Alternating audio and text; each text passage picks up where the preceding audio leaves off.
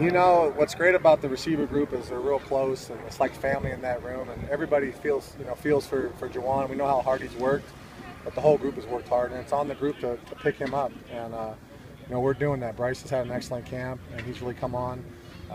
Since he's been healthy and making big plays, and we're gonna need him in the season. So the group, feels for Juwann, but Juwann's gonna work through his rehab and get back on the field, sometime next year.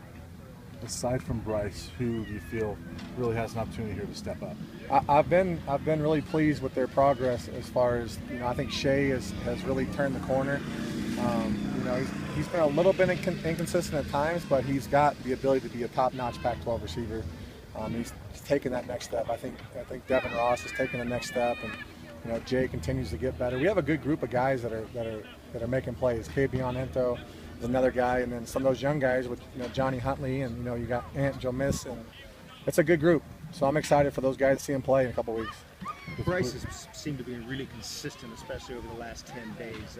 What did you see a difference between him and last spring? I think the main thing with Bryce is, I've had to coach him a little bit different as far as just talking to him a little bit more. I'm a passionate guy, and I wear my heart on my sleeve, so I coach with that kind of passion. But sometimes with Bobo, I got to step back and kind of talk to him and say, hey, look, this is what I need from you.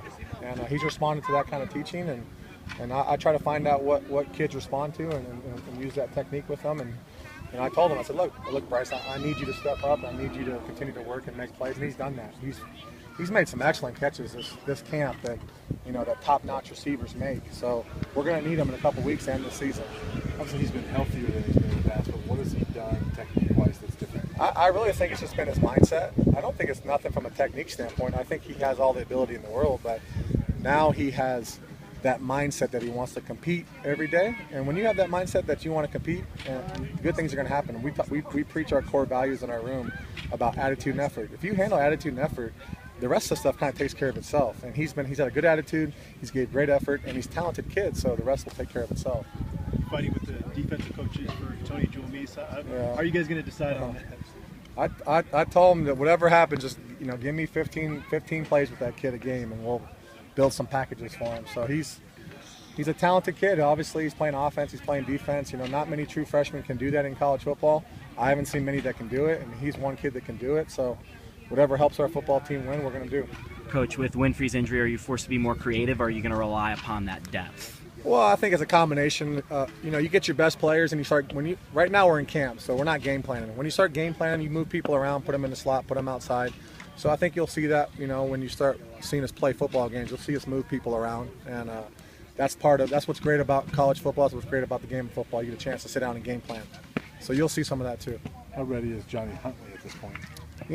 He's young, and he's working hard, and I tell the kids this: hey, I was a true freshman. I played as a true freshman. This game's hard. It's gonna happen fast out there. You gotta trust them and let them go out there. They're gonna make some mistakes, and then you gotta stick with them. So he's making progress. We'll see how his development comes the next couple of weeks before we get to the game. Thanks, Darrin.